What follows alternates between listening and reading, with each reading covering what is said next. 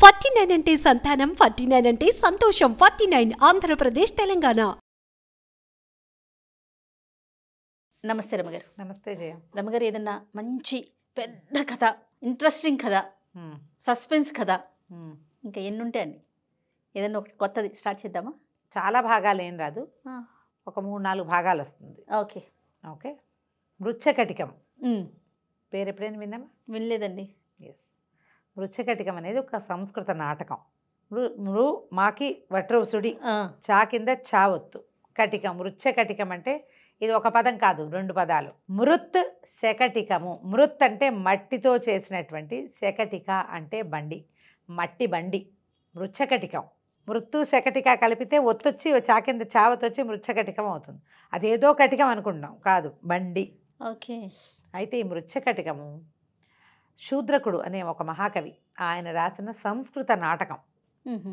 చాలా ఇంట్రెస్టింగ్గా ఉంటుంది. నాటకంగా చదివితే దాని ఇంట్రెస్టింగ్ థింగ్ చిన్నది కాదు. ఓకే. బాగుంటుందో. బోల్డ్ అని శ్లోకాలు ఉంటాయి.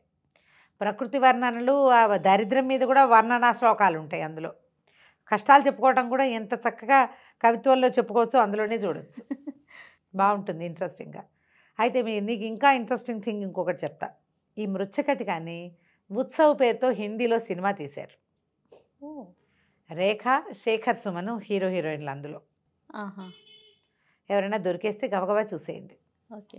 ఈ మృచ్ఛకటికం ఏంటంటే ఆ కాలం నాటి కాలమాన పరిస్థితులు, అప్పుడున్న సోషల్ థింగ్స్, వాటిని ప్రతిబింబంలాగా కనపడుతుంది మనకి తెలియని రోజులు. ఎప్పుడో ఉజ్జయిని నగరానికి చుట్టుపక్కల కథ నడుస్తుంది అన్నమాట.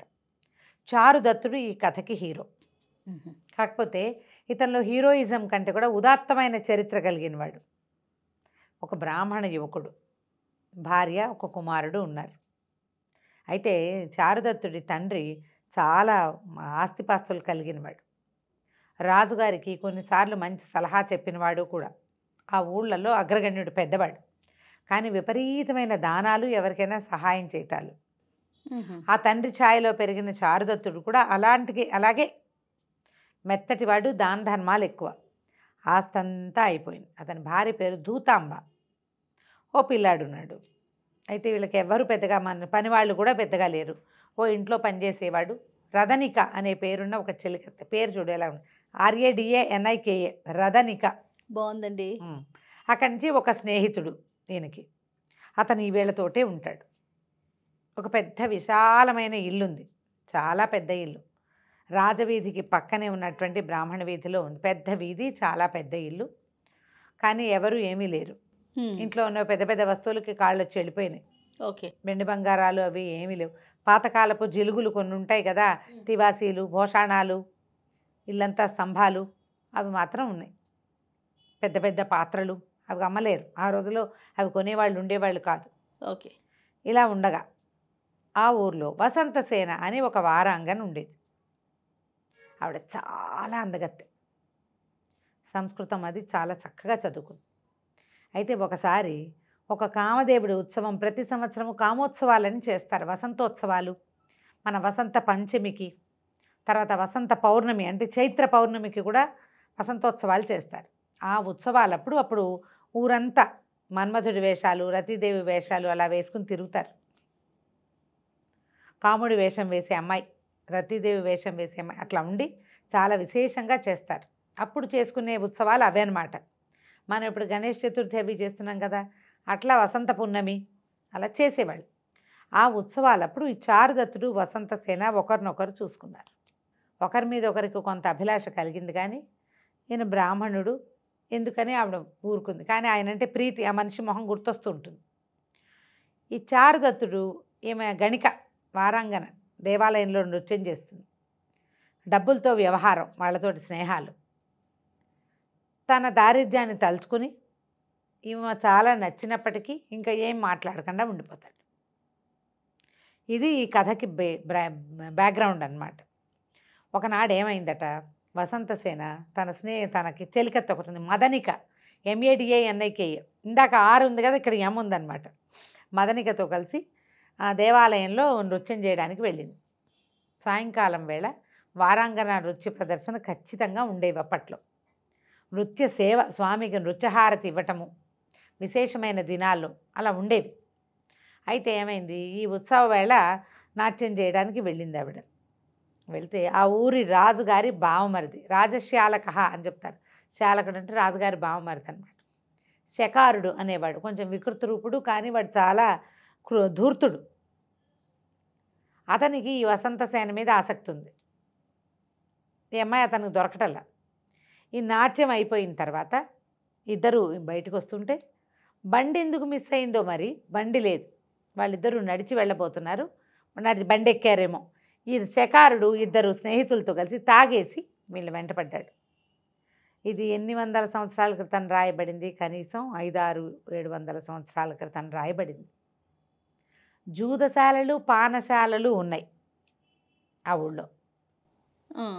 జూదశాలలో జూదమాడి, పానశాలలో తాగేసి, పాన మత్తతోటి శకారుడు వీళ్ళ వెనకాల పెట్టాడు. పరిగెత్తారు. పరిగెడితే ఈవిడ ఒంటి నిండా బోల్డు నగలు, నాట్యానికి వచ్చింది కదా, ఈ పైన చెవులకు పెట్టుకునేవి, మెళ్ళో బోళ్ళంత వస్తువు, నడుముకి మొలనూలు, వడ్డాణాలు ఉంటాయి, కాళ్ళకి ఇవి పాంజేబులు, గజ్జెలు, అవి గాజులు, కంకణాలు, బాజుబందులు బోల్డని ఉంటాయా. టంగు టింగు టింగు టంగని బంగారం అయినా మోగుతుంది. ఒక వస్తువు అయితే టింగుమంటుంది, కానీ 100 వస్తువులు ఉంటే మోగదు. ఈవిడేం చేసింది, ఈ వస్తువులన్నీ ఇదైపోతున్నాయి, పట్టుపట్టని ఈ పైన వేసుకునే ఇది ఒకటి ఉంటుంది కదా మేలు ముసుగులో, నగలన్నీ తీసి అందులో మూట కట్టింది. ఆ నగల మూట పుచ్చుకొని పరిగెడతారు. పరిగెడుతూ ఉంటే ఏమైంది, ఈ అమ్మాయి అటు ఇటు, ఈ పక్కన చీకటి రాత్రి, అక్కడక్కడ దీపాలు ఉంటాయి. రథిలో అంటే 4 రోడ్ల కూడలిలో దీపాలు ఉన్నాయి. మన దీపాలు లాంటివి ఏం కాదు, ఇట్లా వెలిగేవి పెట్టారు అంతే. ఈ పరిగెత్తుకుంటూ వెళ్ళే క్రమంలో చారుదత్తుడి వీధి వైపుకు వెళ్ళింది. మదనికి నవ్వింది. ఓహో, నీకు నచ్చిన వాడి వైపుకు వెళ్తున్నావా నువ్వు అంది. ఏమో ఏ అవకాశం లభిస్తుంది అటు పరిగెత్తింది. ఇంతలో చారుదత్తుడి ఇంట్లో ఏమైంది, చారుదత్తుడు రాత్రి వేళ ఏంటంటే బలి అన్నానికి అంటే కొంచెం జంతువులు అవి తినడం కోసం రోజు కొంత ఆహారం అన్నాన్ని చతుర్మత్యంగా ఈ 4 రోడ్ల కూడల్లో పెడతారు. ఆ స్నేహితుడు వసంతుడు ఉన్నాడు, వసంతుడే అతని పేరని నాకు గుర్తుంది, పేరు అది కాదేమో, కాస్త అటు ఇటుగా స్నేహితుడు. ఈ రథనిక ఆ అన్నం పుచ్చుకుని బయలుదేరింది. ఈ వసంతుడు ఏం చేశాడు, గుమ్మం దగ్గర నిలబడ్డాడు దీపం పుచ్చుకుని. రథనిక బలి అన్నాన్ని తీసుకెళ్తుంది. ఆ బలి అన్న బలి వేస్తారనమాట. మనం కూడా కుక్కలకి వాటికి పెడుతుంటాం అట్లా. ఈ అమ్మాయి అటు వెళ్ళేసరికి అదే సమయానికి వసంతసేన ఇటు వచ్చింది. అంతకుముందు ఈవిడ ఒంటి మీద నగలనే జిగజిగా మెరుస్తూ టింగ్ టంగ్ అని మోగుతూ, ఇప్పుడు జిగలు లేవు టింగులు లేవు, ఎందుకంటే మూట గట్టిగా పట్టుకుంది. మదనిక తప్పుకుంది. ఈవిడ ఈ సందులోకి వచ్చేసింది. వచ్చి సరిగ్గా ఈ దీపం పుచ్చుకుని నుంచున్నాడు కదా, ఈమె వచ్చిన విసురుకి గాలికో ఆమె వచ్చిన విసురుకో ఆమె ఊదేసిందో తెలియక దీపం ఆరిపోయింది. ఓరగా తెరిచి ఉన్న ఇంట్లోకి వసంతసేన ప్రవేశించేసింది, లోపలికి వెళ్ళిపోయింది. వచ్చింది రథనికేనని భావించాడు వసంతుడు. దీపం ఆరిపోయింది, ఆడమనిషి ఎవరో రెపరెపలాడుతున్నాయి బట్టలు, వెళ్ళింది రథనికే. ఇంతలో ఏమైంది, తలుపు వేసుకునే లోపల అటు పక్క నుంచి వస్తున్నటువంటి శకారుడు, ఈ అనివాడు కుర్రాళ్ళు, ఇదేమిటి ఇది దరిద్ర చారుదత్తుడు అని చెప్తారు. చారుదత్తుడిని దరిద్ర చారుదత్తుడు వీధిలోకి కానీ వెళ్ళిందా ఏమిటి, ఈ సందు చారుదత్తుడి వీధి ఇది అని మాట్లాడుకుంటూ వచ్చేసరికల్లా ఈ తలుపు దగ్గర తెరిచి ఉంది కదా, కొంచెం అప్పుడే తలుపు మూసిపోతుంది. ఈ దగ్గరలో ఈ సందు మొదట్లో కనబడుతున్న రథనికని వసంతసేనగా భావించి పట్టుకున్నారు. వాడు పిచ్చి పిచ్చి కూతలు, కారు కూతలు, రమ్మని ఏవో పిచ్చి పిచ్చి మాటలు తాగేస్తున్నాడు గారు. పట్టుకునేసరికి రథనిక అమ్మో అమ్మో నాయనో అని రక్షించండి అని కేకలు పెట్టింది. మనిషి వచ్చిందనుకున్నాను, రథనిక కేకలు పెడుతోంది. ఏమిటని ఈ చారుదత్తుడు ఈ వసంతుడు ఆమె స్నేహితుడు ఇద్దరు గబగబా బయటకు వచ్చారు. దీపం మళ్ళీ వెలిగించుకొచ్చారు. బయటకు వచ్చేసరికల్లా అతనికి అమ్మాయి కొప్పు ఇతని చేతిలో ఉంది. ఇంతలో ఏమైంది, ఎప్పుడైతే దీపం పుచ్చుకుని చారుదత్తుడు కనపడ్డాడో ఈ పక్కన ఇద్దరు నుంచున్నారు కదా స్నేహితులు, వాళ్ళలో ఒకడికి చారుదత్తుడి తండ్రి చాలా సహాయం చేశాడు. ఆయన దానాలు చేసేవాడు కదా, పరుగు పోతుంది, తప్పుగా ఉంటుంది కదా, వాళ్ళు మనకు సహాయం చేసి ఇలాంటి వేషాలు ఇచ్చా చాలాగా ఒకడు తప్పుకున్నాడు, ఒకడు మిగిలాడు.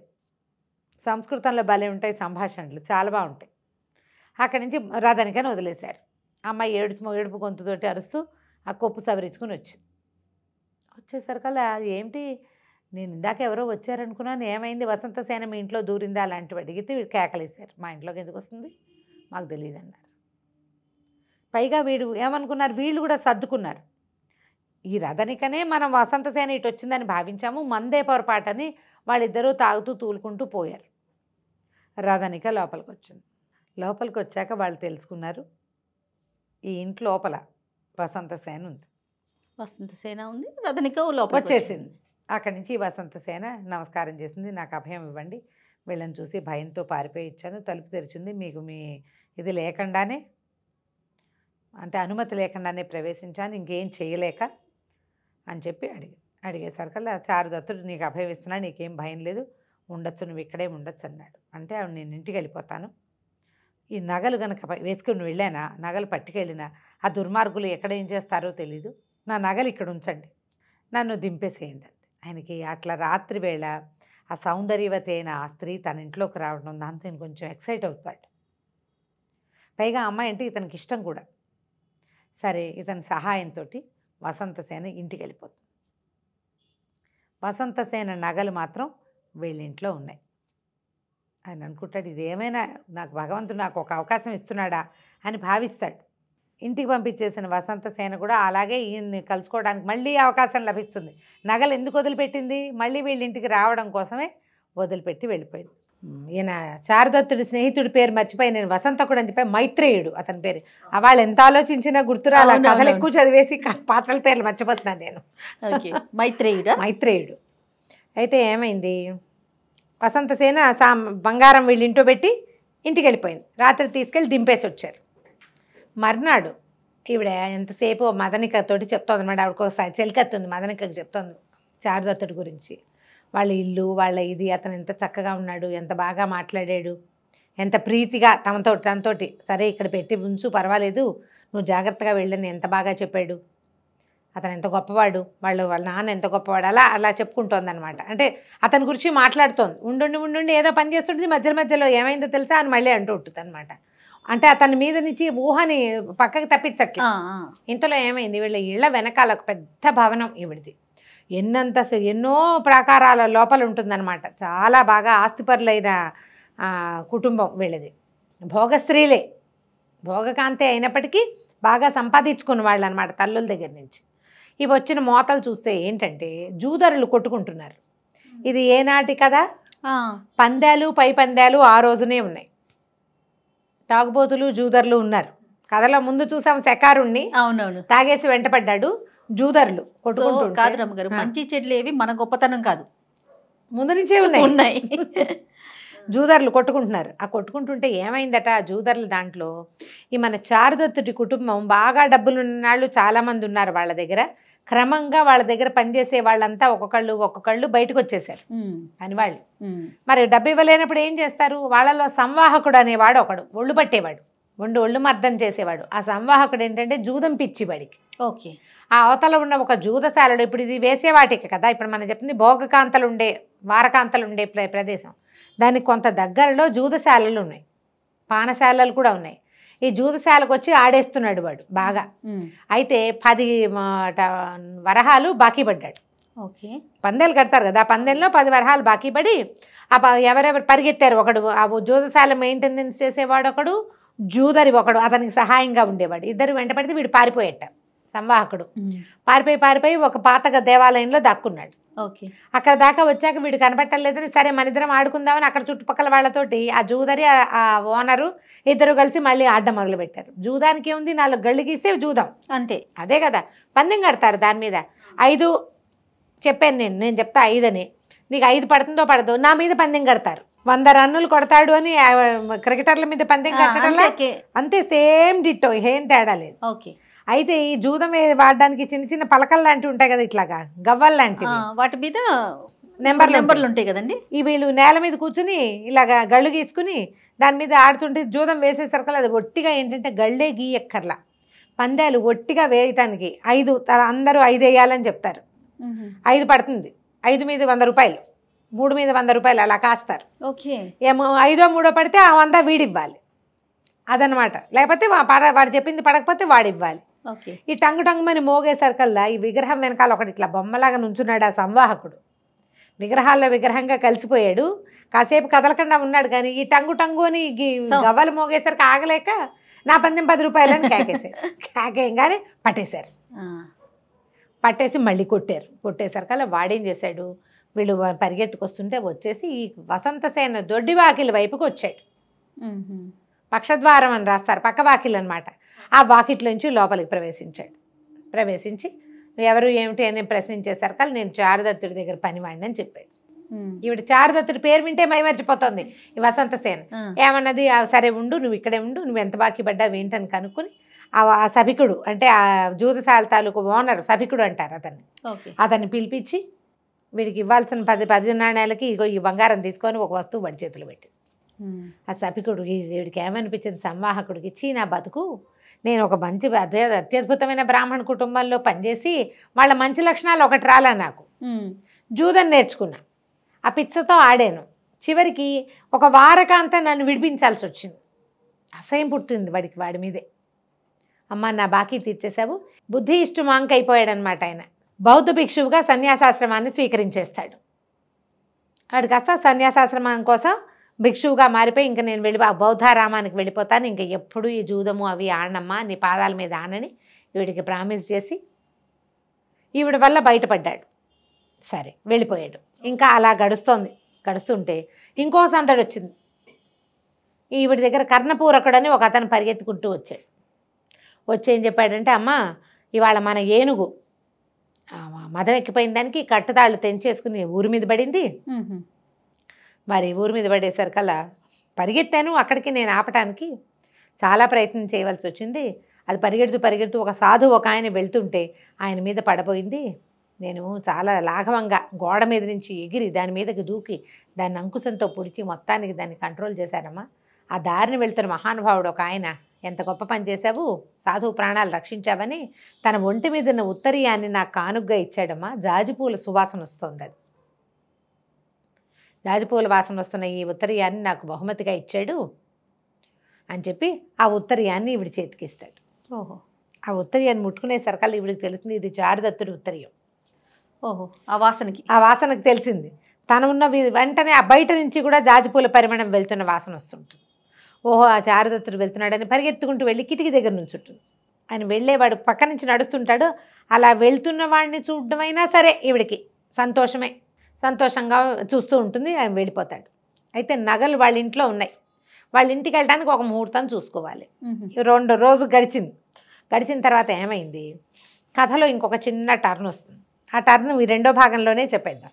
ఆ సమయంలో ఏమవుతుందంటే, శర్విలకుడు అనే ఒక బ్రాహ్మణ యువకుడు, ఇతను మన వసంతసేన దగ్గర ఉన్న మదనిక ఆవిడ స్నేహితురాలు చెలికెత్తుంది కదా, అదేంటంటే క్రీత దాసి అంటే బానిస, సరిగ్గా చెప్పాలంటే కొనుక్కున్న దాసి అనమాట. దాసుల్ని కొనుక్కునేవాళ్ళు. కొనుక్కుంటూ ఈవిడ దగ్గర మళ్ళీ ఈవిడ్ని ఎవరైనా పెళ్లి చేసుకోవాలన్నా ఎవరైనా తీసుకోవాలన్నా ఈ డబ్బు ఇచ్చి తీసుకోవాలి. ఆ మదనిక మీద స్నేహం ఇతనికి, ఈ శర్విలకుడికి. అయితే ఇతను ఏంటంటే వాళ్ళ తండ్రి బాగా సంపాదన పరుడే, కానీ ఏవో రకరకాల సమస్యలతోటి ఆస్తులు పోయినాయి. అట్లాగే బ్రాహ్మణ ఆస్తులన్నీ పోయినాయి అని చెప్తుంటారు. మనకు చూడు, అతను కూడా చారుదత్తుడు కూడా ఇలాంటి వాడే. అవును. అయితే తల్లిదండ్రి ఇల్లు బాకిలు అన్నీ ఉన్నాయి, కానీ ఒక చోర శిఖామణి దగ్గర చేరి రకరకాల పద్ధతుల్లో దొంగతనం చేయటం, చోర విద్య కూడా 64 కళల్లో ఓ కళ అని అది నేర్చుకుంటాడు. ఓకే. ఇప్పుడు ఈవిడ దగ్గర ఉన్న మదనికని తను సంపాదించాలంటే ఆవిడకి బోల్డ్ డబ్బు ధారపోసి ఆ పిల్లని తెచ్చుకోవాలి. దానికోసం డబ్బుకు ప్రయత్నం చేస్తాడు.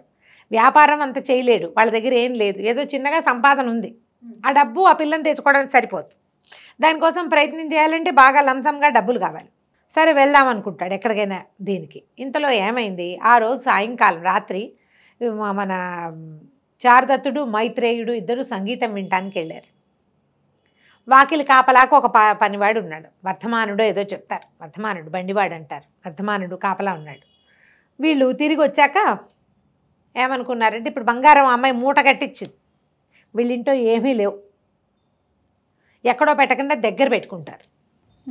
ముందు మైత్రేయుడు వంతు సగం రాత్రి వరకు మైత్రేయుడు ముందు వర్ధమానుడు కాపలా ఇంటికి, అతను వెళ్ళిపోయాక మైత్రేయుడు చేరాడు. ఆ డబ్బులు బంగారం పక్కన పెట్టు పడుకుంటాడు. 1 గంట 2 అయిన తర్వాత చారుదత్తుడికి అప్పచెప్పాలి, ఇంకోటికి అప్పచెప్పాలి బంగారం. అక్కడి నుంచి వాళ్ళు నిద్రపోతారు. అంతవరకు కాస్త మాగన్నుగా మెలకుగానే ఉంటారు, దాని జోలికి ఎవరు రాకుండా. సరే వీళ్ళు ఏమనుకున్నారు, కాపలా కాసుకుంటున్నారు వీళ్ళ దారిని వీళ్ళు, మరి బంగారం ఉంది కదా మళ్ళీ మనకు తలకాయ నొప్పని.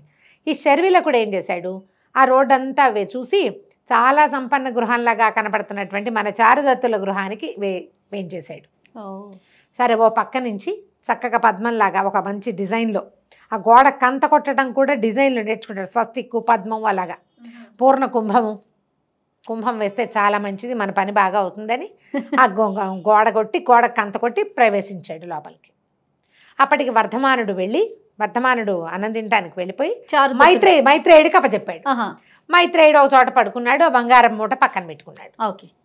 మన శర్విలకుడు లోపలికి ప్రవేశించాడు. చూస్తే చక్కగా వీణలు వాయిద్యాలు అన్నీ కనపడుతున్నాయి. వీళ్ళది సంపన్న గృహమే, డబ్బులు లేవు వాళ్ళ దగ్గర. ఇది వరకు అన్ని ఆస్తిపాస్తులు ఉన్నప్పుడు వాళ్ళ వాకిట్లో కంబళీలు. ఇప్పుడు డబ్బులు లేకపోయినా అవన్నీ ఎక్కడికి పోతాయి, వస్తువులు ఉంటాయిగా. ఇల్లు గ్రాండ్గా ఉంది, అంత స్తంభాలు, పాతకాలపు ఇల్లు, చక్కగా స్తంభాలు చూసి అబ్బో ఇది బాగా డబ్బులున్న వాళ్ళ ఇల్లేను అని ఒకటొకటి ఓపెన్ చేసి చూశాడు. ఎక్కడా ఏమీ కనపడలేదు. ఏంటి వీడు మనకంటే దరిద్రుడుగా ఉన్నాడు అనుకుంటూ వెళ్తూ ఏమైంది, చీకట్లో పడుకున్న మైత్రేయుడిని తగలంగానే వచ్చావా, ఇదిగో బంగారం తీసుకో, ఇక నేను నిద్రపోతాను, నాకు చాలా నిద్రగా ఉంది, ఇందాక నుంచి కష్టపడి నిద్ర ఆపుకున్నాను అని చెప్పేసి ఆ మోటిట్లా అందించాడు నిద్ర. సూపర్. ఆ చీకట్లో కనువెలుగులో ఈ సగం చిన్న అంగవస్త్రంలో మూట కట్టారు. ఒక పక్క నుంచి ధగధగలాడుతూ కనపడుతున్న వజ్రాల నగలు, ఆ బంగారపు మెరుగులు చూసేసరికల్లా నేనేం దొంగతనం చేయాలి, ఆయనే అందించాడు నాకు. దొంగతనం అంటే మనం కొట్టేస్తే తీసుకో అని ఇచ్చినప్పుడు దొంగతనం ఎందుకు కాదు కదా. ఆ మూట చేత్తో పుచ్చుకుని దొరికిందే ఛాన్స్ అని ఈ షర్విలకుడు మూట పుచ్చుకుని వెళ్ళిపోయాడు. తెల్లవారింది. న్యాసంగా వచ్చిన బంగారం ఎవరి దగ్గర ఉంది, నీకేగా ఇచ్చాను అంటాడు మైత్రేయుడు. నాకెక్కడ ఇచ్చావు? అప్పుడు తెలుసుకున్నారు. ఇంత లోపల పొద్దునే వచ్చిన రథనిక వాకిలికి గోడకి కంత కొట్టుందని, ఏం పోయింది అని చూసుకున్నారు. ఏం పోయింది అనుకున్నాక బంగారం పోయింది అని అర్థమైంది. నేను రాత్రి నీకు ఇచ్చానంటాడు. నేను రాత్రి అసలు నీ దగ్గరికే రాలేదంటాడు అతను. తెల్లవారుజాముకి వీళ్ళకి తెల్లవారకుండానే వీళ్ళకి తెలిసిపోయింది బంగారం పోయింది. ఇప్పుడు ఏం చేయాలి? అది చాలా పెద్ద ఇల్లు, ఆడవాళ్ళు ఉండే గదులు వేరు, వీళ్ళు హాల్లో ఉన్నారు. ఆ వచ్చిన దొంగ హాల్లోకే వచ్చాడు. ఎవరికో ఇచ్చానని తెలుస్తోంది ఇతనికి. అది ఇతనికి ఇచ్చాడా, చారుదత్తుడికి ఇచ్చాడా, లేకపోతే ఆ వర్ధమానుడికి ఇచ్చాడో గుర్తులేదు, తెలియట్లేదు. మిత్రమా స్వీకరించు అన్నాను నేను, నువ్వు స్వీకరించావు. ఓకే, స్వీకరించింది దొంగ స్వీకరించాడని అర్థమైంది. ఇక లాభో దిబో ఏమిచ్చి బాకీ తీర్చగలరు? ఏదో ఒకటి ఇవ్వాలి. ఏమున్నాయి మన దగ్గర? ఏమీ లేవు. అయితే చారుదత్తుడి భార్య ధూతాంబ, ఆవిడకి తండ్రి చాలా సంపన్న గృహస్థు. పెళ్ళప్పుడు ఆవిడకి ఇచ్చిన నగలు కొన్ని ఆవిడ దగ్గర ఉన్నాయి. ఆవిడ ఒక వెలలేని ముత్యాల హారం ఒకటి తీసిచ్చింది. ఆ నగల బదులు ఇది, ఆ వజ్రవైఢూర్యాల కంటే కూడా ఈ ముత్యాలు ఏంటంటే సముద్రంలోవి కదా. అయితే చారుదత్తుడు భార్య బంగారం వస్తువులు తీసుకోవడానికి ఇష్టపడ్డని ఇప్పుడు ఏం చేస్తుంది, రత్నషష్ఠి వ్రతం అని ఏదో వ్రతం చేసి మరి మైత్రేయుడికి కానుకగా ఈ వస్తువు ఇస్తుంది. ఓకే, మంచి ఆవిడ.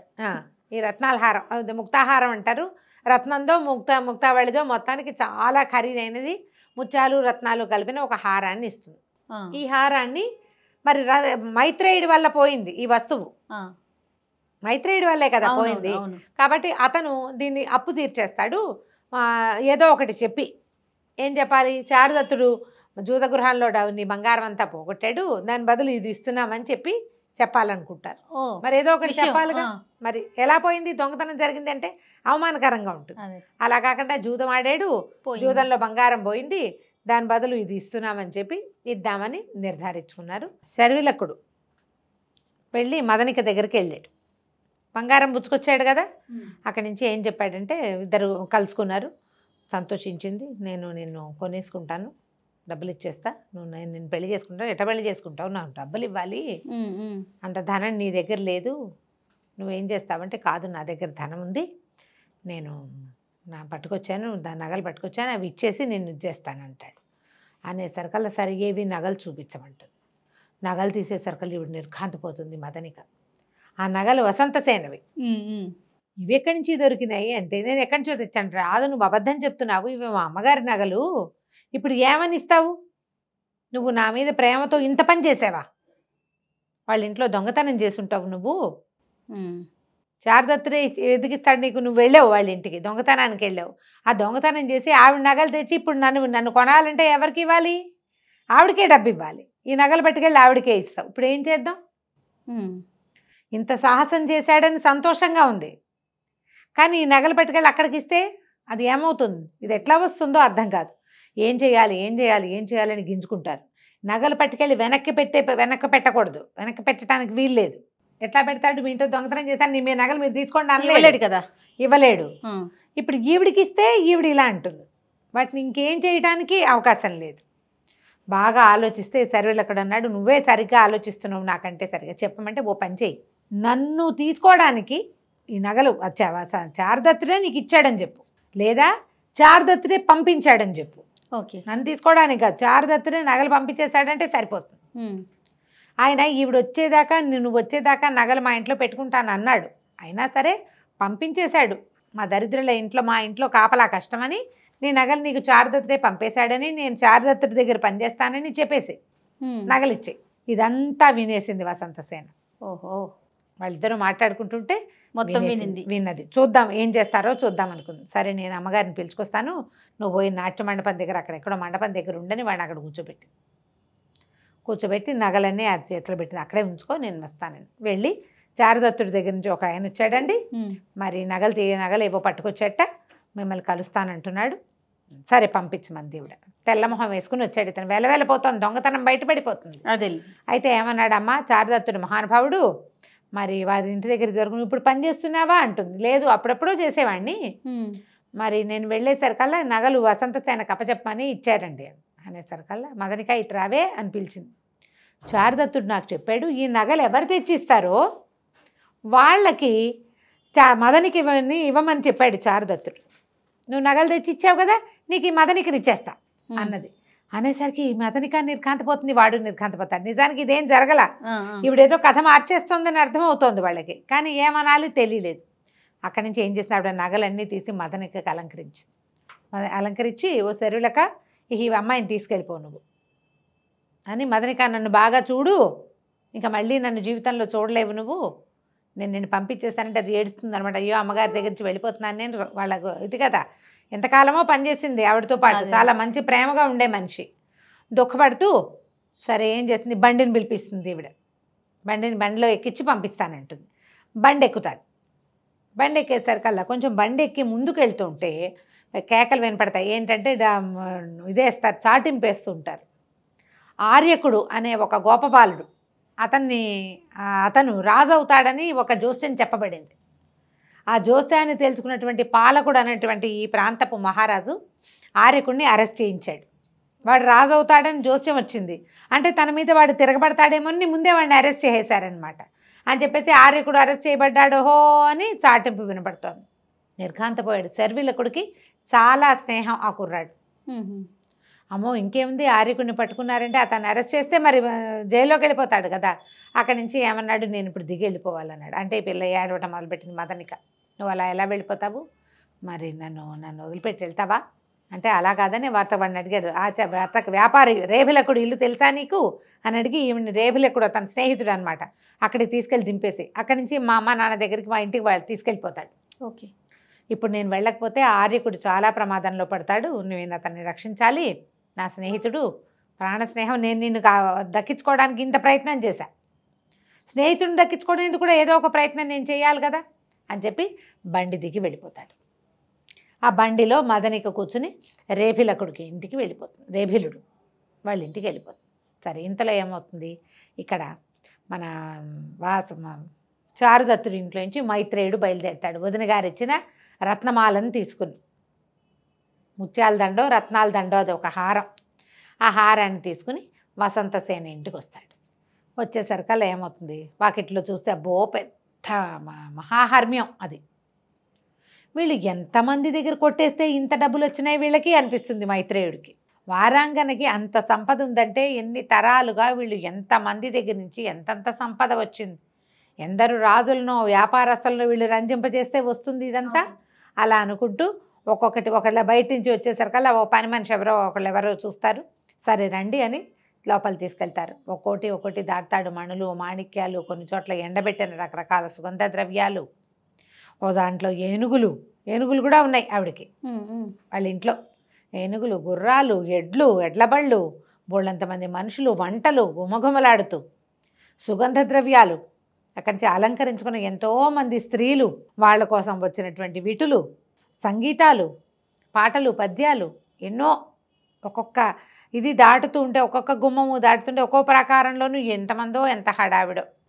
అదంతా దాటుకుని వసంతసేన దగ్గరికి వెళ్తాడు. ఇంత సంపద ఉంది ఈ అమ్మాయికి అని చెప్పి తేలేసరికల్లా వెళ్ళి ఏమన్నాడు, మరి మన చారుదత్తుడు జూదరి, మహాజూదం పిచ్చి, నీ వస్తువుల్ని తన వస్తువులుగా భావించి జూదంలో గెలుస్తాననే నమ్మకంతో పెట్టేశాడు. ఆవిడకు నవ్వొచ్చింది. ఏమిటి జూదంలో పెట్టాడు ఆ చారుదత్తుడు? అవునన్నాడు. అవును, ఓడిపోయాడు. దొంగతనం జరిగిన వస్తువుని, దొంగతనం అయింది అని చేతులు దులుపుకోకుండా జూదంలో పోగొట్టాడని తను జూదరవడానికి కూడా రెడీ అయ్యాడు ఆయన. అయితే ఆ వస్తువుకి సామ్యం వచ్చేటువంటి అంతకంటే ఎక్కువ ఖరీదైన ఈ రత్నమాలని నీకు పంపించాడు. ఆవిడ ఆ రత్నమాలను చూస్తుంది.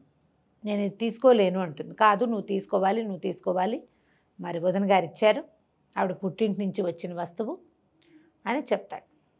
చెప్పేసరికల్లా అసలు వీడికి మంచి సంతోషం వస్తుంది. అది తీసుకుంటుంది, చేత్తో పుచ్చుకుంటుంది. నన్ను గౌరవించారనుకుంటుంది. మరి సాయంకాలం నేను కలవడానికి వస్తానని చెప్పమంటాను. ఇంటికి వస్తాను అని. వారాంగన ఇంటికి వస్తానంటే ఏమిటి అర్థం?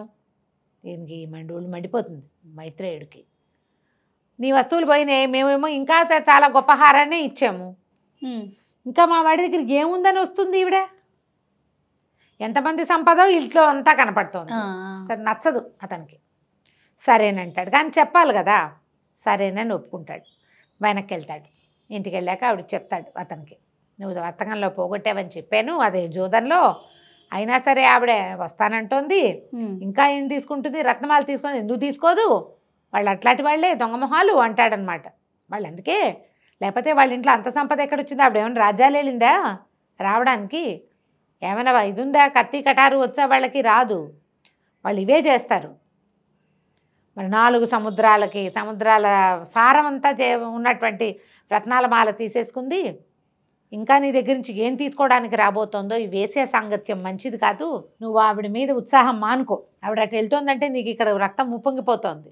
ఈ ధోరణి మానేసేయమంటాడు. మానేసేయమంటే ఇప్పుడు మనసులో పుట్టింది ఇది. ఇప్పుడు ఆవిడ వస్తానంటే ఎలా కాదంటాం? మొదట నేను వసంత ఇతనేమంటాడంటే, చారుదత్తుడు నేనేం పిలవలేదు కదా, మొదటిసారి మన ఇంటికి పిలవాలి, ఆవిడ దారిని ఆవిడ పోతూ వచ్చింది, ఇప్పుడు తనే వస్తానంటోంది, ఎలా కాదంటని చెప్పు అంటే ఒళ్ళు మండుతుంది మైత్రేయుడికి. ఇక చేయగలిగేది ఏం లేదు. ఇంకా ఇక్కడ ఏముందని తీసుకెళ్ళడానికి వస్తుంది ఆవిడ. చాలా చిరాకు పడతాడు. సరే, సాయంకాలం చీకటి పడే వేళకి చక్కగా అలంకరించుకున్న వసంతసేన దీంతో పాటు రథం ఎక్కి వచ్చేస్తుంది వెళ్ళింటికి. ఇది చిన్న ఇల్లు, మామూలుగా బీదవాళ్ల ఇల్లు కాదు, ఇది మహాహర్మ్యం. ఇతను చారుదత్తుడి ఇల్లు కూడా. ఆడవాళ్ల గదులు వేరు, మగవాళ్ల గదులు వేరు, సభాభవనాలు అన్నీ వేరుగానే ఉన్నాయి. సరే, ఇతనితో పాటు ఉండిపోతుంది రాత్రి. మర్నాడు పొద్దున ఇతను ఆవిడ నిద్ర లేవకముందే వెళ్ళిపోతాడు. ఒక జీర్ణోద్యానం ఒకటి ఉంది, పుష్పకరండం అనేది, పువ్వులదే. ఇప్పుడు పెద్దగా జనం వెళ్ళటల్లా అక్కడికి రమ్మని చెప్పి వెళ్తాడు. చెప్పమంటాడు, బండి పంపిస్తాను, వర్ధమానుడు బండి కడతాడు, ఆ వర్ధమానుడు బండెక్కి వసంతసేనని ఉద్యానవనానికి రమ్మని, అక్కడ ఉద్యానవనంలో వాళ్ళిద్దరూ గడపటం కోసం అక్కడికి రమ్మంటాడు. ఇప్పుడు తెల్లవారి నిద్రలేస్తుంది. నిద్రలేచి కాస్త అటు ఇటు చూస్తే తను వీళ్ళ ఇంట్లో ఉన్నాను ఇవన్నీ తెలుస్తాయి. సరే, ఏమవుతుంది, రథనిక పిల్లాడిని తీసుకొస్తుంది. చిన్న పిల్లాడు, ఈయనకు కొడుకుంటాడు. పిల్లాడిని ఎత్తుకొస్తుంది. పిల్లాడు ఎందుకో ఏడుస్తూ ఉంటాడు. వెళ్ళి ధూతాంబని, నాటకంలో పెద్దగా కనపడదు కానీ ఉత్సవ సినిమాల్లో చూపిస్తారు వాళ్ళిద్దరూ మాట్లాడుకున్నట్టుగా. ఓ స్త్రీ ఇంట్లోకి వస్తే ఇంట్లో ఉన్న వాళ్ళకి పలకరించకుండా ఎట్లా ఉంటుంది? ఆ కాలంలో ఇలాగా వేరే వాళ్ళు ఇళ్ళకి రావడం కానీ, వాళ్ళు వీళ్ళింట్లో మెసలటం కానీ పెద్ద తప్పేం కాదు, లోకసామాన్యంగా జరిగేవి అవి. అంత పెద్ద విచిత్రమైన విషయం కాదు, ఆశ్చర్యపోయే వ్యవహారము కాదు. అయితే ఏమవుతుంది, పిల్లాడిని చూసి ముద్దు చేస్తుంది. చారుదత్తుడు కొడుకు, చారుదత్తుడిని ప్రేమిస్తోంది ఆవిడ. పిల్లాడిని ముద్దు చేస్తుంది. పిల్లాడు ఏడుస్తూ వస్తాడు. ఓ బండి ఏదో పుచ్చుకొస్తాడు, చిన్న బండి పెట్టుకుని టమ అని తిరుగుతూ ఉండే బండి అనమాట, మట్టితో చేసింది. అయితే పిల్లాడు ఏమంటాడంటే, వాళ్ళందరి దగ్గర బంగారు బళ్ళు ఉన్నాయి, నా దగ్గర లేదు, నాకు అది కావాలి, బంగారు బండి కొనిపెట్టమంటే మన దగ్గర ఏముంది నాయన, మట్టి బండితోటే మనం ఆడుకోవాలని రథనిక తల్లి చెప్తారు. వీడికి చాలా దుఃఖం వస్తుంది వసంతసేనకి. వాళ్ళ ఇంట్లో నా వస్తువులు పోతే, నా వస్తువు ఉంటే పిల్లాడికి ఇవ్వాల, పోగొట్టుకుని దొంగతనం జరిగితే దొంగతనం అయింది మాకు సంబంధం లేదు అని అనకుండా వాళ్ళ దగ్గర ఉన్న అత్యంత ఖరీదైన వస్తువుని నాకు ఇచ్చేశారు. పిల్లాడి సరదా తీర్చడానికి కూడా చారుదత్తుడికి శక్తి లేదు, అయినా కూడా మాట మీద నిలబడి ఉన్నాడు అని చెప్పి పిల్లాడిని దగ్గర పిలిచి కూర్చోబెట్టుకుంటుంది. తన మెడలోంచి ఒక్కో బంగారు వస్తువు ఆ మట్టి బండి మీద వేస్తుంది. దాన్ని నిండా పెట్టి దీంతో బంగారు బండి చేయించుకో వీటితోటి నువ్వు అని చెప్పి ఆ బండికి అలంకారం చేస్తుంది అన్నమాట. ఆ బండి పుచ్చుకుని తిరుగుతూ ఉంటాడు పిల్లాడు అటు ఇటు. మృత్ శకటికము, మట్టి బండి. వాడి దగ్గర ఉండేది మట్టి బండి, దాన్ని బంగారం వేసి దాన్ని బంగారు బండిని చేసిందనమాట. నువ్వు ఆడుకోమంటుంది. పిల్లాడికి మంచి సరదా వస్తుంది, దగదగలాడే వస్తువులు చూసేసరికల్లా సంతోషంగా అటు ఇటు తిరుగుతాడు. ఈ లోపల వర్ధమానుడు వచ్చి బండి వచ్చింది అమ్మగారిని రమ్మంటే, ఈ లోపల ఈవిడ దగ్గర ఇంకోటి చతురికో ఎవరో వస్తారు, చేటి ఈవిడ చెలికత్తే అలంకరించుకుంటోంది వస్తుందండి. ఈవిడ చక్కగా శుభ్రంగా స్నానం చేసి చక్కగా కొన్ని నగలు పిల్లాడికి ఇచ్చేసింది కదా, ఏదో నామమాత్రపు నగలు వేసుకుని అలంకారం చేసుకుని బయలుదేరుతుంది. ఇంతలో ఏమవుతుందంటే, రాజుగారి బావమరిది శకారుడు కోసం ఒక బండి, శకారుడు ఆ జీర్ణోద్యానంలో ఉన్నాడని అతని కోసం ఒక బండి వెళ్తోంది. స్థావరకుడు ఆ బండితోలే వాడి పేరు. ఆ స్థావరకుడి బండి వర్ధమానుడి బండి రెండు ఒకేసారి వస్తాయి వీధిలోకి. ఇంతలో ఈ వర్ధమానుడు ఏమనుకుంటాడు, బండిలో గడ్డి అయితే పరిచాను, తివాసి తీసుకురాలేదు అని చెప్పేసి బండి అక్కడ వదిలిపెట్టేసి లోపలికి వస్తాడు, మందిరంలోకి వస్తాడనమాట ఒక తివాసి తీసుకోవడం కోసం. తివాసి వేసుకునే లోపల బండి వచ్చిందని కబురు వచ్చేసింది కదా, ఈవిడ బయటకు వచ్చేస్తుంది. ఇవి వచ్చేసి ఈ వర్ధమానుడి బండి ఏమో ముందుకెళ్ళిపోతుంది. సరిగ్గా చారుదత్తుడి ఇంటి ముందు ఈ స్థావరకుడి బండి ఆగుతుంది. అది ఎవరిది, రాజుగారి బావమరిదైన శకారుడిది బండి. ఈవిడ పోయి అందులో ఎక్కి కూర్చుంటుంది. ఆ బండిగా వెళ్ళిపోతుంది.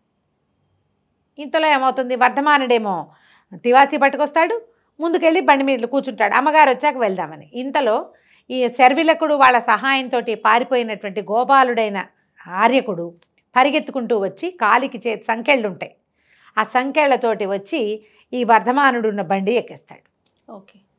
ఈ టంగుమని మోగేసరికల్లా ఈవిడే వచ్చింది వసంతసేన, నగల మోత అవుతోందని భావించి వర్ధమానుడు బయలుదేరిపోయాడు. వర్ధమానుడు తీసుకెళ్ళి ఆర్యకుడు ఎక్కినటువంటి బండి పుష్పకరండ జీర్ణోద్యానానికే వెళ్తోంది. ముందు వాడెవడో వచ్చాడు కదా, స్థావరకుడు తీసుకెళ్తున్నటువంటి వసంతసేన ఎక్కిన బండి కూడా అక్కడికే వెళ్తుంది. ఆ బండి కొంచెం పక్కకి వెళ్ళిపోయి రాజశాలకుడు అయినటువంటి ఆయన పేరేదో మర్చిపోతున్నానే, శకారుడు రాజుగారి బావమరిది, ఆయన బండిలోకి ఎక్కేసింది ఈవిడ. బండి దాని దారిన అది వెళ్ళిపోయింది. ఈ బండి కూడా ఇప్పుడు శకారుడు మన చారుదత్తుడు పంపించిన బండిలో ఈ శర్విలకుడు వాళ్ళ సహాయంతో పారిపోతున్నటువంటి ఆర్యకుడు, ఒక గోపబాలుడని, అతన్ని రాజుగారు అరెస్ట్ చేశారని ముందు భాగంలో చెప్పాం. సరే అతను తప్పించుకుని ఆర్యకుడు దొరికిన బండి, తనకు కనపడిన బండి ఎక్కేసాడు. ఓకే. ఆ బండి ఎవరిది, చారుదత్తుడి బండి. 2 బళ్ళు పోతున్నాయి. అయితే అది వాళ్ళు జీర్ణోద్యానము చాలా పెద్దది, పుష్పకరండ జీర్ణోద్యానం అదే దాని పేరు. అది చాలా పెద్దది. వీడికి అలవాటైన గేట్లో నుంచి వీడు వెళ్ళిపోయాడు ఒకడు. చారుదత్తుడు ఉన్న దానికి చారుదత్తుడి బండికి వాళ్ళకి తెలుసు కదా తను ఎక్కడున్నాడో, ఆ పక్కకి ఆ బండి వెళ్ళిపోయింది. తీరా బండి వెళ్తే ఆయనకి ఎక్సైట్మెంట్, వసంతసేన వచ్చింది తన కోసం అని. ఆ బండిలో చూస్తే ఈ ఆర్యకుడు కనపడ్డాడు. ఆశ్చర్యపోతే ఇక ఈయన చారుదత్తుడు రాజు మహారాజు తాలూకు ఇబ్బందులు తెలుసు, ఆయన ఏం చేస్తున్నాడు, ప్రజల్ని ఎట్లా పీడిస్తున్నాడు. ఎవరో జోస్యం చెప్పినంత మాత్రాన ఎవరో చెప్పారు ఆర్యకుడు రాజు అవుతాడు అని, వాడేం చేయకముందే అరెస్ట్ చేశాడు. అక్కడి నుంచి ఈ రాజుగారు ఆయన బావమరిది వాళ్ళ దుశ్చర్యలు అన్నీ తెలిసిన ఈ చారుదత్తుడు ఏం చేశాడంటే, కాలికున్న శీల ఊడదీసేసి, అబ్బాయి నిశ్శబ్దంగా పారిపో, నేను నీకు చేయగలిగే సహాయం ఇదే. వసంతసేన ఏమైందో అర్థం కాల, బండిలో ఇతను ఎట్లా వచ్చాడు, నా బండిలోనే నువ్వు ఊళ్ళోకి వెళ్ళిపో, ఆ ముందు కాలు గొలుసు అవి ఊడదీసేసాడు, జాగ్రత్తగా వెళ్ళిపో, తప్పించుకో, ప్రాణాలు కాపాడుకోమని పంపేశాడు. ఆర్యకుడికి సహాయం చేశాడు చారుదత్తుడు. బండి మళ్ళీ బయటికి వెళ్ళిపోయింది. అతను తన స్నేహితుల్ని కలుసుకున్నాడు, ఊళ్ళో రగడ అక్కడక్కడ కొన్ని చోట్ల మన ఏమంటారు ఒక దుమారంలాగా కొన్ని గొడవలు వస్తున్నాయన్నమాట. ఇలా అరెస్ట్ చేశారని అదని తన స్నేహితుల్ని కలుసుకుని విప్లవం లేవదీశాడు. జరిగిపోతుంది ఎంతసేపు వీటన్నిటికీ. ప్రాణాల మీదకి వచ్చినప్పుడు విప్లవాలు వాటంతా అవే పుట్టేస్తాయి. ఈ బండి వెళ్ళిపోయింది. ఈ రెండో బండి ఎవరి మన శకారుడి బండి ఎక్కింది కదా వసంతసేన, ఆయన వచ్చి కర్టెన్ తీస్తాడు అనుకుంది. రావటాల ఏమిట్రా అని దిగేసరికల్లా ఎదురుగుండా శకారు నిలబడ్డాడు. నిర్ఘాంతపోయింది. ఇక్కడికి ఎందుకు వచ్చాం? సంవాహకుడు వాడెవడో రావాల్సింది, వీడెట్లా వచ్చాడో తెలియలేదు. అక్కడి నుంచి కంగారు పడి పారిపోబోయింది. అతను ఒప్పుకోలే. పైగా ఎక్కడి నుంచి ఈవిడ ఎక్కించుకొచ్చాడు? చారుదత్తుడి మాట ఎత్తింది. అంటే చారుదత్తుడి ఇంట్లో ఉందన్నమాట. నా అనుమానం నిజమే, నేను విన్నది నిజమేనమాట. నువ్వు వాడి దగ్గర ఉన్నప్పుడు నా దగ్గర ఎందుకు ఉండవు? ఇలా గొడవ పెట్టాడు. ఆవిడ లొంగల. పైగా నిరాభరణంగా ఉంది. బంగారం అంతా తీసి పిల్లాడి బండి మీద వేసింది. వస్తువులు లేవు. అలంకరించుకుంది. అలంకారం ఉందంటే ఏవో పువ్వులు అవి పెట్టుకుంది. మొహానికి ఏదో అంగరాగము అది రాసుకుంది, గంధం రాసుకుంది. నగ లేదు ఒంటి మీద. మామూలుగా ఎప్పుడూ మంచి సౌందర్యవంతంగా బాగా అలంకరించుకుని కనపడాలి. కనపడలేదు. సరే అక్కడి నుంచి యుద్ధకాండం అయ్యింది. బాగా పోట్లాడుకున్నారు ఇద్దరు. ఆవిడ ససేమిరా నీకు లొంగేదే లేదనేసరికల్లా కోపం పట్టలేక ఇతను ఈ రాజశాలకుడైనటువంటి వీడు శకారుడు ఆవిడ పీక పిసికేశాడు. అయ్యో! ప్రాణాల అసూలు బాసి పడిపోయింది వసంతసేన. ఈ శకారుడి పనివాడు, ఇతనితో పాటు ఉన్న పనివాడు, వాడికి తెలుసు ఈవిడ వసంతసేనని, ఆయన చారుదత్తుడి మీద ప్రేమతోటి ఉందని. చంపేస్తూ ఉంటే చూసిన వాడు ఎందుకు ఊరుకుంటాడు? వాడు గొడవ చేస్తాడు. అట్లా కాదు ఆవిడ ఆయన కోసం వచ్చింది, నువ్వు ఇట్లా చేయడానికి వీల్లేదు, ఇట్లా చంపేస్తున్నావు అది ఇది అనేసరికల్లా ఆయన ఏం చేశాడు? వీడిని ఒక కొట్లో దాచిపెట్టేశాడు. అక్కడి నుంచి ఊళ్ళోకి వెళ్ళి చారుదత్తుడు వసంతసేన బంగారం అంతా అపహరించి ఆమెను చంపేశాడు, చారుదత్తుడిని అరెస్ట్ చేయండి అని పుట్టించాడు. రాజుగారి బావమరిది కదా, సాక్ష్యం ఏది అదేది ఇదేది అనడానికి ఏమీ వీల్లేదు. ఈ వెళ్ళేటప్పుడు ఏం చేశాడు? పడిపోయిన వసంతసేన మీదుగా చుట్టుపక్కల ఉన్న ఆకుల అలమలు కొంచెం ఇట్లా కొబ్బరి మట్టలు తాటి మట్టలు అవి ఉంటే ఆమె మీదకి లాగేసి వెళ్ళిపోయాడు ఊళ్ళోకి. ఇంతలో ఏమైంది? చారుదత్తుడు ఇతను ఇక్కడే ఉన్నాడు, ఉద్యానవనం దగ్గరే రెండో పక్కన ఉన్నాడు కదా. చారుదత్తుడు ఇక్కడే ఉన్నాడు. ఆయనకి చెప్పేస్తానని పనివాడు అనేసరికల్లా పనివాడినేమో తొక్కిపట్టి చారుదత్తుడిని అరెస్ట్ చేయించారు. అరెస్ట్ చేస్తే ఇంకేముంది, పట్టుపోయారు. పట్టుకెళ్ళిపోతే ప్రాడ్వాకులు వాళ్ళు వీళ్ళు వెంటనే ఇప్పుడు దీనికి ఏమి ఎక్కువ లేట్ చేయలే. ఆయనకి ఏంటంటే వసంతసేన తనకి దక్కలేదు కాబట్టి వసంతసేనకి ప్రియుడు అని భావించబడుతున్న చారుదత్తుని చంపేయాలి. ఆ రాజ్యంలో పద్ధతులు అవి. అందుకే వాళ్ళు దుర్మార్గులుగా ఉన్నారనమాట. వాళ్ళ అమ్మని పిలిచారు, వసంతసేన వాళ్ళ అమ్మని పిలిస్తే ఆవిడేం చేస్తుంది? మరి నాకేం తెలీదు, ఈయనేమి మరి అది అంతా ఏం జరిగిందో ఏమీ వివరం చెప్పలేదు. అమ్మాయి వెళ్ళింది అంత మటుకే తెలుసు. ఈయన చాలా మంచివాడు చారుదత్తుడు, మా పిల్ల ఇతన్ని ప్రేమించింది. చంపేసేంత ఎందుకు చేస్తాడు అనేది ఎవరికి అర్థం కాని వ్యవహారము. అసలు అది భలే ఉంటుంది. ఆ కోర్టు సీన్ అవి చాలా ఇంట్రెస్టింగ్గా ఉంటాయి డైలాగులు. ఒక న్యాయాధికారిని పిలిస్తే వాడేమో ఈ శకారుడి వల్ల ఇబ్బంది పడ్డవాడు ఒకడు, శకారుడి వల్ల ఏదో ఇంకో కేసులో లాభపడ్డవాడు ఒకడు. అలాంటి వాళ్ళని పెట్టుకుంటారు. పనివాడు సాక్ష్యం చెప్పడానికి వస్తాడని వాడిని ఒక మేడలో బంధిస్తాడు. వాడు చెప్తాడు కదా ఈయనే పీకి పిసికేశాడని. ఈ గందరగోళం అవుతుంటుంది. ఇది కాకుండా ఓ పక్కన రాజ్యంలో అల్లర్లు, తప్పించుకున్న ఆర్యకుడు, అతని స్నేహితులు శర్విలకుడు, వీళ్ళంతా తలా ఒక పక్క నుంచి విప్లవాలు లేవదీస్తూ గందరగోళంగా ఉంటుంది.